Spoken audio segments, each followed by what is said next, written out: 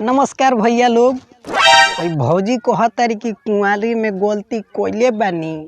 एक बेर जीजा से रंगवैले बानी। तो हम जानते रहनी है कि तू कितना निमन बाड़ू।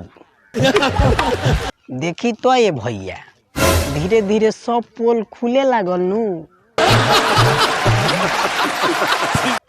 अभी कुछ दिन पहलवा दुका कोइले रही हो तो जाके गंगा नहिले रही हो। आ जैसे फगुआ चढ़ल तब कहतारी कि कुंवारे में गलती कोइले बानी, जीजा से रंगवैले बानी।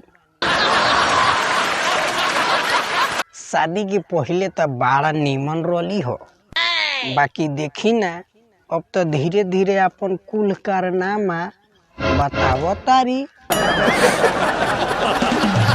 बाकी तू टेंशन मत लो, ई कोनो नया बात थोड़ी बा। कुंवारे में सब मजा मिलेला। भले तू मुंह मरवैले होखो चाहे आगे पीछे रंगवैले होखो, कोनो बड़हन समस्या नइखे। अरे तू जाके जब गंगा नहा लेले बाड़ू सब पाप साफ हो गइल हुई। अब रउए बताइए भैया लोग, अरे जीजा के भी तनियो हक भइल नु रंग डाले के। अब जीजा होली ना खेली है तो गांव के कुकुर बिलार होली खेली। कहल जाला साली आधा घर वाली होई।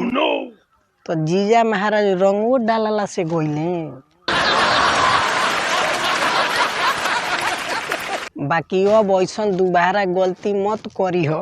खाली अपना सोइया जी से आ देवर जी से जौन करे के हुई तौन करी हो, आ होली खेले के हुई तो खेली हो।